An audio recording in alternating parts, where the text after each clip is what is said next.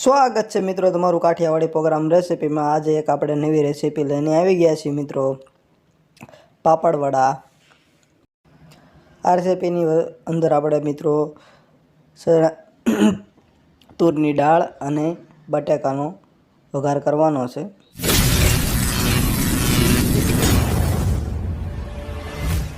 સૌથી પહેલાં મિત્રો આપણે તુવેરની દાળ બાફવા માટે કુકરની અંદર મૂકી દઈશું।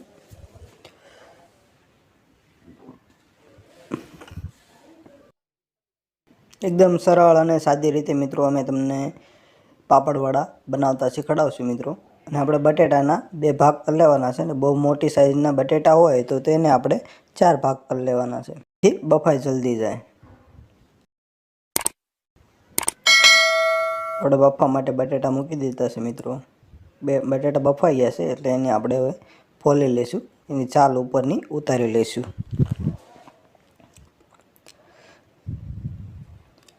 त्यार पछी मित्रों बटेटा बफाई गेला छे तेने आपणे आवी रीते छूंदो बनावी लेवानो छे।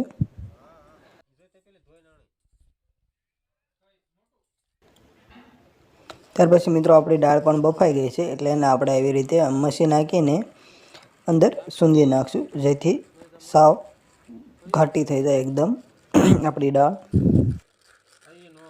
तमे जोई शको छो मित्रों दाळ जे बफाई गई छे ते। त्यार पछी मित्रों आपणे दाळनो वघार करवा माटे तेल लेशुं अने तेनी अंदर राई नाखीशुं। तेल आवी जाय एटले तरत ज पछी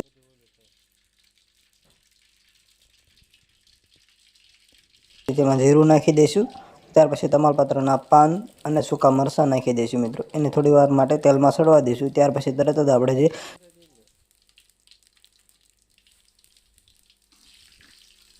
લીલા મરચાં છે તેનું કટિંગ આપણે એડ કરી દઈશું। તેને આપણે થોડી વાર માટે તેલમાં સડવા દઈશું, જેથી બરોબર મરચાં આપણા પાકી જાય એટલે તરત જ આપણે તેમાં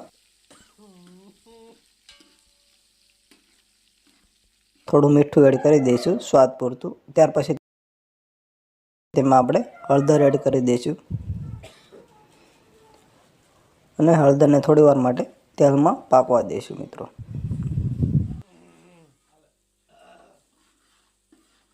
ત્યાર પછી મિત્રો આપણે તેમાં લાલ મરચું એડ કરી દઈશું। લાલ મરચું થોડી વાર માટે પાકવા દઈશું। ત્યાર પછી મિત્રો તરત જ આપણે ટમેટાની જે કટિંગ કરેલું છે તે એડ કરી દઈશું। ત્યાર પછી મિત્રો તેને થોડી વાર માટે મિક્સ કરી લઈશું અને ત્યાર પછી તરત જ મિત્રો જે આપણે બાફેલી દાળ છે તેને આપણે એડ કરી દઈશું।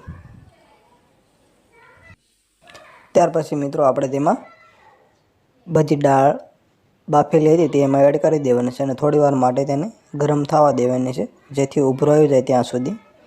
ત્યાર પછી તરત જ આપણે મિત્રો કોથમરી એડ કરી દઈશું,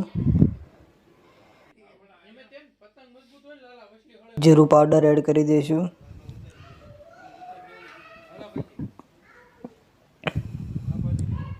અને તેને આપણે મિક્સ કરી લઈશું વ્યવસ્થિત રીતે। ત્યાર પછી થોડોક ગળ્યું થાય, દાળનો સ્વાદ ગળ્યો અને ખાટો મીઠો આવે એટલા માટે ગોળ એડ કરી દઈશું। ખાંડ કરતાં આપણે ગોળ એડ કરવાનું સારું સમજશું મિત્રો। હવે આપણી દાળ કમ્પ્લીટલી વઘાર થઈ ગયો છે એટલે આપણે તેને નીચે ઉતારી લઈશું।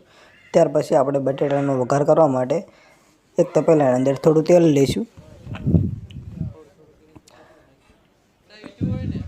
જો મિત્રો આપણું તેલ આવી જાય એટલે તરત જ આપણે તેમાં જીરું એડ કરી દઈશું।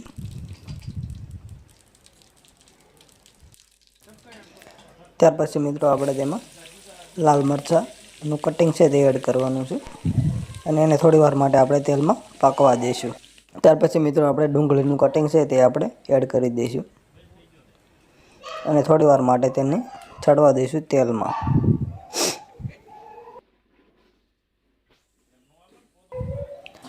થોડીક સડી જાય એટલે તરત જ આપણે તેમાં મીઠું એડ કરી દેવાનું છે, જેથી ડુંગળી વ્યવસ્થિત રીતે ચડી જાય એટલા માટે।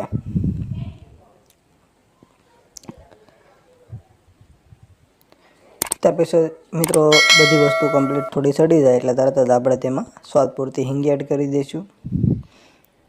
ત્યાર પછી થોડી હળદર એડ કરી દઈશું અને એને થોડી વાર માટે આપણે તેલમાં મિક્સ કરી લઈશું।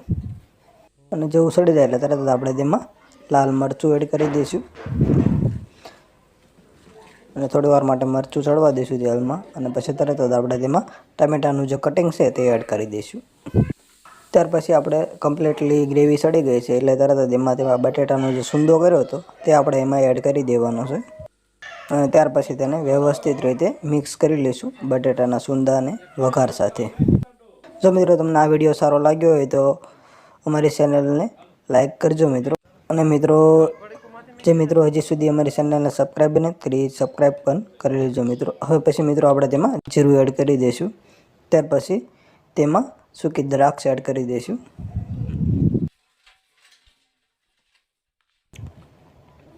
ત્યાર પછી મિત્રો તેમાં આપણે કોથમરી એડ કરી દઈશું અને બધી વસ્તુ વ્યવસ્થિત રીતે મિક્સ કરી લઈશું સુંદામાં. ત્યાર પછી મિત્રો એક તવાની અંદર આપણે તેલ નાખીને તેમાં પાપડ નાખવાનું છે. પાપડને બે સાઈડ તેલ લગાડવાનું છે વ્યવસ્થિત રીતે, જેથી પાપડ વ્યવસ્થિત રીતે ચડી જાય અને નરમ થઈ જાય. જેવું થોડું પાપડ ચડી જાય એટલે તરત જ તેમાં આપણે જે સૂંદો છે તે એડ કરી દેવાનો છે અને થોડી વાર માટે ચડવા દઈને તરત જ એને આપણે આવી રીતે વાળી દેવાનો છે. તમે જોઈ શકો છો મિત્રો, આ રીતે તમે પણ ઘરે ટ્રાય કરી શકો છો પાપડવડા બનાવવાની. મિત્રો એકદમ સરળ રીતે તમને શીખડાવવાની કોશિશ કરીશું મિત્રો. મિત્રો આપણા કમ્પ્લીટલી પાપડવડા તૈયાર થઈ ગયા છે એટલે આપણે બધાને ટેસ્ટ કરવા માટે આપીશું. જો મિત્રો તમને આ રેસીપી સારી લાગી હોય તો અમારી ચેનલને લાઈક કરજો, સબસ્ક્રાઈબ કરજો અને શેર કરી દેજો મિત્રો. Thank you so much.